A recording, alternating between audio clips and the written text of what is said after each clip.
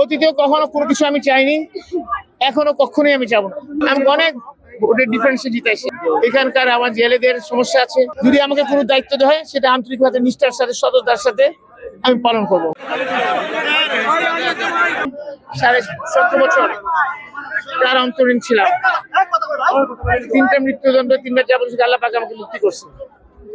দ্বিতীয়ত নির্বাচন করার সুযোগ করে দিয়েছে আমার চেয়ারপারসন নমিনেশন দেওয়ার মাধ্যমে। 3 নম্বর নির্বাচন করতে পেরেছি। চতুর্থ আল্লাহ পাক আমি অনেক ভোটের ডিফারেন্সে জিতাইছে, এমনকি প্রতিটা সেন্টারে আমি জয়লাভ করছি। সেটা একটা বিরল ঘটনা। সেই জন্য ভরাবুল আলম আল্লাহকে সুবহানাহু ওয়া তাআলাকে লাখ লাখ কোটি কোটি শুকরিয়া আদায় করি। এরপরে আসতে সেই এলাকার জনগণ, ওনাদের ভালোবাসা, ওনাদের দোয়া দিয়েছেন, নামাজ পড়ে রাখছেন, কোরআন শরীফ পড়েছেন, ওনাদের জন্যই আমি ছুটছি। দোয়ার কারণে আল্লাহ পাক ছুটেছে। এবং আজকে ওনারা ভোট দিয়ে আমাকে দেখেন এত ভোটের ডিফারেন্সে নিয়ে আসছে, প্রতিটা কেন্দ্রে আমাকে জিতে নিয়ে আসছে। এত বড় নিয়ামত, কুদরত, বরকত, ক্ষমতা আমি আর কিছু দেখি না। এখন আমার কাজ হচ্ছে এই এলাকার কিভাবে এই কৃতজ্ঞতা শোধ করবো, সেটা হচ্ছে আমার প্রথম কাজ।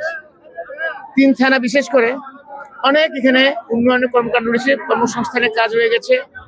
এখানকার আমার জেলেদের সমস্যা আছে, সবগুলো ইনশাল্লাহ পর্যায়ক্রমে আমার সর্বোচ্চ দিয়ে করবো।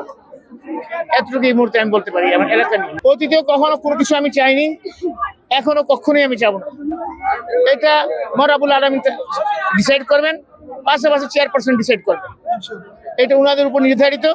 যদি আমাকে কোনো দায়িত্ব দেওয়া হয় সেটা আন্তরিকভাবে নিষ্ঠার সাথে সততার সাথে আমি পালন করব। চেয়ারপারসন জনাব তারেক রহমান সাহেব নির্বাচনের আগে অনেকগুলো প্রতিশ্রুতি দিয়েছেন। আল্লাহ যাতে সে ওনাকে তৌফিক দেন, সবগুলা উনি যাতে আমরা যাতে মিলিতভাবে বাস্তবায়ন করি এবং মানুষের মন জয় করতে পারি।